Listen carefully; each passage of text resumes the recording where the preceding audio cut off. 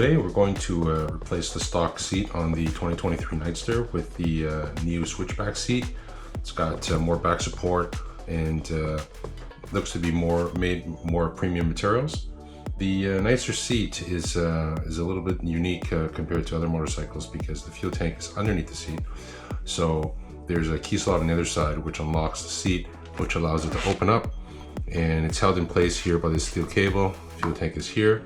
And I believe to replace this, we have to unscrew and remove this hinge here, pull this cable out, and unscrew this rear seat. So the first part is that this cable here is held in with this metal kind of like piece that kind of holds this in place. I got this metal piece aligned with this hole so I can pull it out. So that allows the seat to kind of open up all the way here. And now I can unscrew this hinge. This part's pretty straightforward. This hinge here has two Allen head bolts, which I'm going to take off now. There's the first one, and there's the second one, and the seat just comes right off. The manual does recommend that once you pull off the seat, you have to transfer this tool over to the new seat. So pull that off here, and also this small little pouch here, I believe also comes off. It's pretty tight actually. I use a pair of pliers to pull this away as far as possible so I can kind of slip it over it's got this little indent here which kind of keeps the bag in place. And the other side is, once you get one side off, the other side is relatively straightforward. It angles down a little bit, so you have to kind of just play with it until this comes off. So I already had these screws loose already, so I'm just gonna use my hand and take the rest of it off. This should come off pretty easily.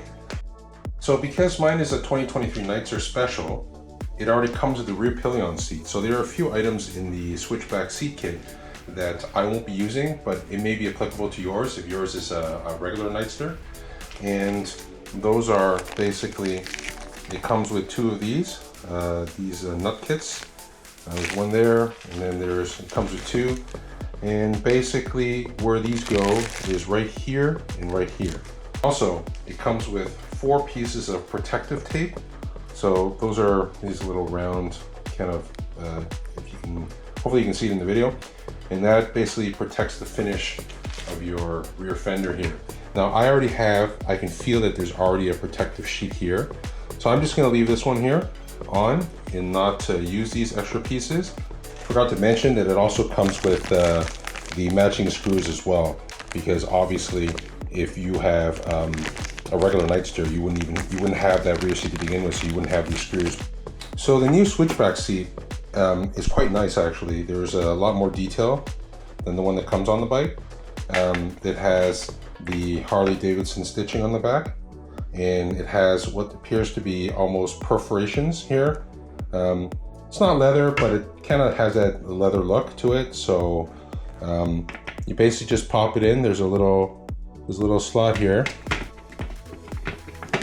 and the back just lines up with those two nuts. So I ended up using the black screws that were part of the kit because the front is not as much of a concern, but the back, because it matches the bike a little bit better. The screws that I had on the bike were silver, so I'm gonna use these black ones in the kit so they look a little bit better. So that's with both pieces back in here. This is a little bit tricky to get in here. Use a pair of pliers to pull it as far as I can, and so I can cinch it under these two little pegs. That's that. I'm gonna put my stuff back in this pouch, and then I can get to installing this seat. One thing to notice is that these two screws that come off the stock seat are different length. One is longer, one is shorter. So when you put it back in, just make sure you put it back in the right order. Last part of this is to get this steel cable back in here. I just basically push this rubber stopper all the way up as far as it can go. Basically you just line it, and then once it's in, get this rubber stopper pushed back down, and once that is in place, the install is basically finished. One thing I did notice though is that when you're closing the seat and when you open it, if you do have the factory Harley sissy bar installed, it does bind. You actually have to lift that corner. This corner here is basically getting stuck behind this, so I'm not sure what I'm going to do about that. The seat here gets stuck here. Can't really open it. You have to kind of play with it a little bit so it clears that little hump. Open this back up. It's pretty secure. Key in there. Again, it gets stuck here, so you have to lift a little bit. I mean, if you do it a bunch of times, I guess it's not too bad, although that is a design flaw.